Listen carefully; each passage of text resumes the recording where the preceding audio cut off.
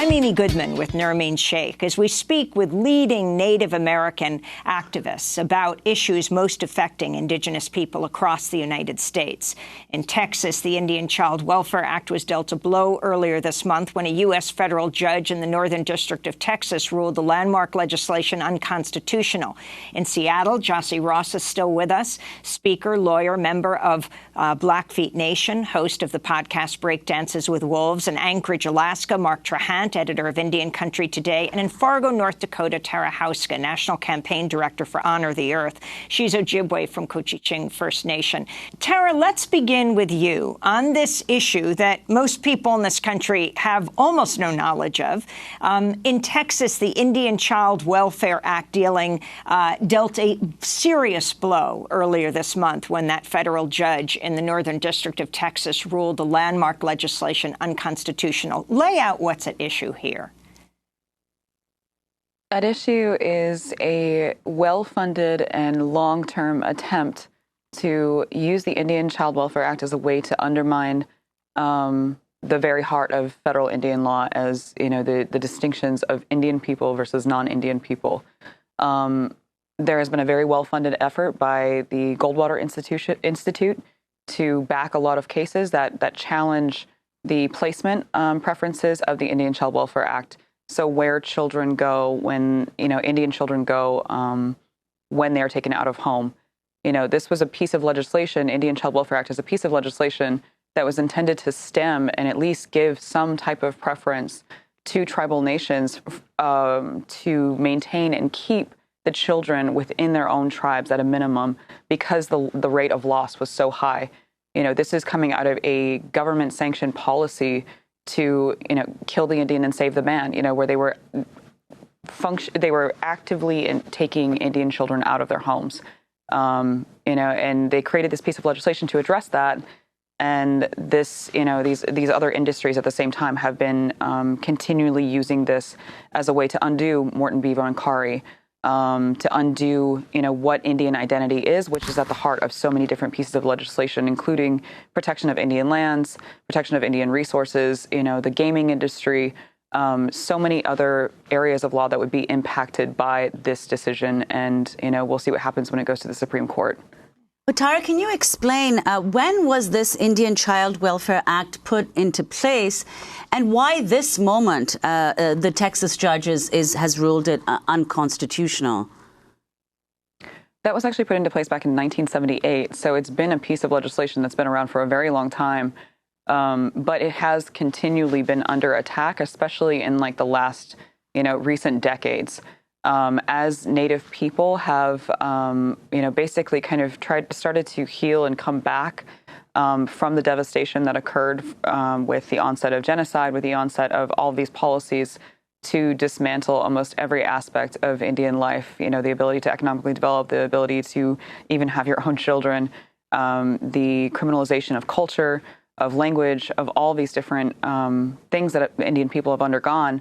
Now we're seeing kind of this uprise of, economic development and Native people being able to engage in a real way with a lot of dollars tied to it, and so there's been this constant attack on the Indian Child Welfare Act as a way to undo that preference, to say that racial classification of putting an Indian child with other Native people, with the tribe, or with it at a minimum, or within their tribes, first it's within their families, within the tribe, or at least with another Native person, or another Native family is unconstitutional as racist.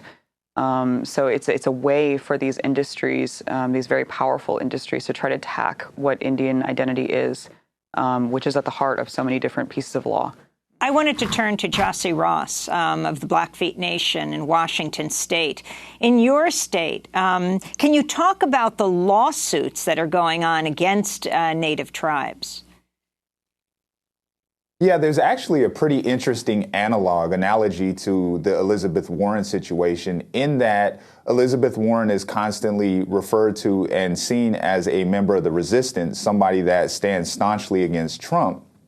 Here in Washington State, somebody who has sued Donald Trump on myriad occasions regarding immigration, regarding LGBTQ in the military, regarding the Muslim ban.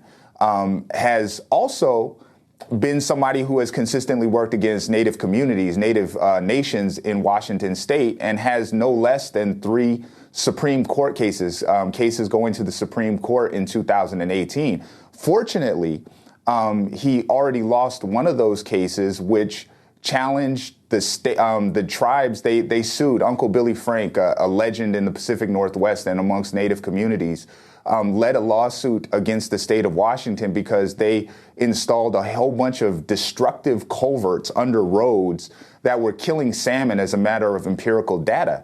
And the state of Washington said, so what? The tribe said, well, if we have a treaty right to fish, then we also have a treaty right to have fish in those waters and for the state of Washington not to kill those fish by way of culverts. And the state of Washington resisted that strongly, taking that all the way up to the Supreme Court, which has been incredibly destructive to the tribes in the Pacific Northwest and nationwide, indeed. And so Bob Ferguson, the attorney general, who is the leader of this so-called resistance, and oftentimes, white liberals are put in a position where they come against tribes, not realizing that we have kind of the same goals oftentimes, but they become these enemies of us for some odd reason. And we're fighting 2 other lawsuits, one involving the Yakama Nation, their treaty right to travel, and also the Skokomish Nation regarding fishing rights. And it's, one of those things, as I mentioned, we certainly don't ever want to take the heat off Donald Trump or our adversaries that are very well known.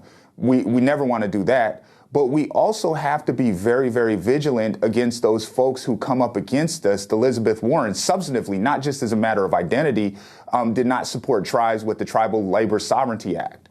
She was not a supporter with the Dakota Access Pipeline that you talked about earlier. And so our enemies aren't only Republicans, unfortunately. We tribes oftentimes are fighting with both hands, both directions. We wanted to bring Mark Trahantan before we lose all the satellites, including to Anchorage, Alaska.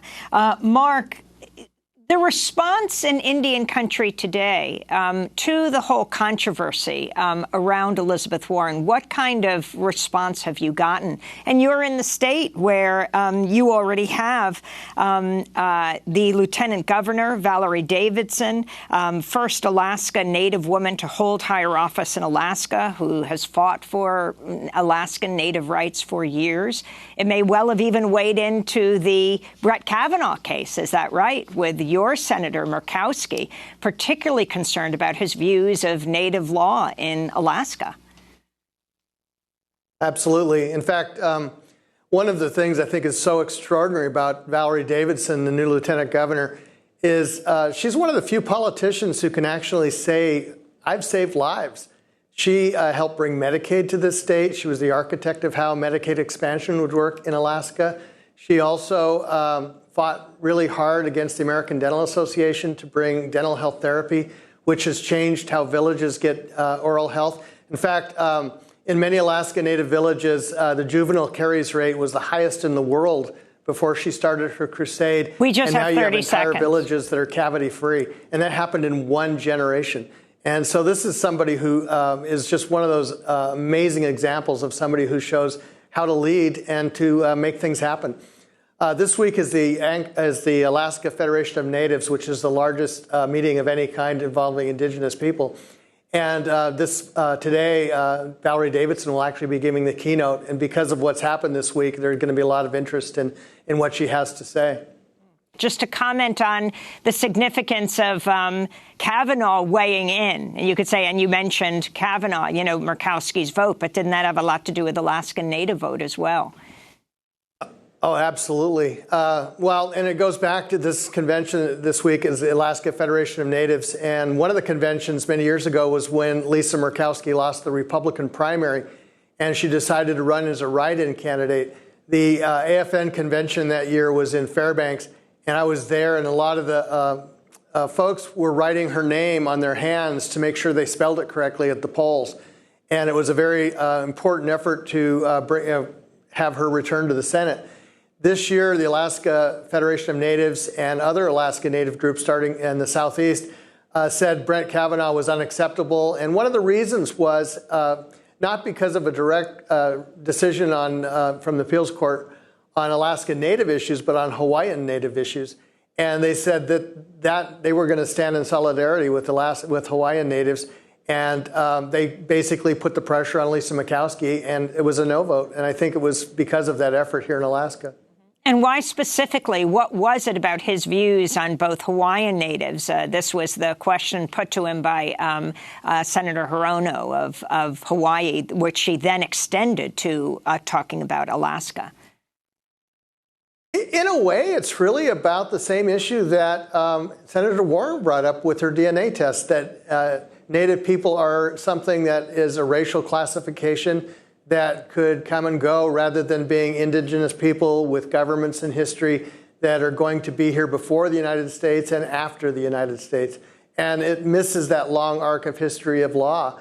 And Kavanaugh was clearly on the side with the folks who wanted to make it simply a race that they could then eliminate. And finally, Mark, you resigned as professor from the University of North Dakota. You're in Anchorage, Alaska now. Can you explain why and how that fits into Native American politics today? Sure. I'm actually just in Anchorage for this meeting. Now I'm in Washington, D.C., where IndianCountryToday.com is based. But I left the University of North Dakota. I wanted to do a media review for journalism classes on the Dakota Access Pipeline and learn what could be learned from the coverage and what happened and how decisions were made in terms of story coverage and placement and truth, accuracy, and all those kinds of things. And the University of North Dakota at first decided not to fund it and then later relented and did fund it. I decided that I wouldn't do another 3-year term. That just was, fortunately, this other job came up, and I'm having a blast as editor of Indian Country Today. But North Dakota really ought to have this conversation with itself. And it's not just the Dakota Access Pipeline, it's the state of Native people and where they fit into the narrative of North Dakota. And this is the same with voting. I mean, this thing with the crackdown on voting, it makes no sense because there's no reason to do this. It's not like the Native people in the state have any great numbers. At best, it's 7% of the population if everyone voted. I think one of the ironies of this whole thing is that the Native vote is now engaged, and there will probably be a much higher turnout than there would have been had North Dakota not overreached. And again, to summarize what happened in North Dakota around voting. North Dakota pressed to the Supreme Court a law that requires physical addresses where there are none and want to have ID, which could include tribal ID, but it has to have a geographical description. And the tribe has reacted by, several of the tribes in North Dakota, by very quickly coming up with IDs to try to get people to vote. It's funny because North Dakota does not have voter registration. And the idea is that you should know, in fact, in the old days, you could just go to a clerk and say, I know this person, and that would be enough because it's such a small state. But this whole disenfranchised movement made it to the legislature, and they started looking for ways to crack down and to make sure the others, which would be the Native people, could not vote in any sort of fashion. Well, we want to thank you all for being with us. We're going to continue to follow these issues. Mark Trahant joining us from Anchorage, Alaska, Indian Country Today. He's the editor member of the Shoshone-Bannock tribes. I want to also thank Jossie Ross in Seattle, Washington, author, speaker, lawyer, storyteller, member of Blackfeet Nation, host of the podcast Breakdances with Wolves. And thanks so much to Tara Hauska, National Campaign Director for Honor the Earth, the Ojibwe from the Cochiching First Nation. This is Democracy Now! To see part 1 of our discussion, go to democracynow.org. I'm Amy Goodman with Nermeen Sheikh. Thanks so much for joining us.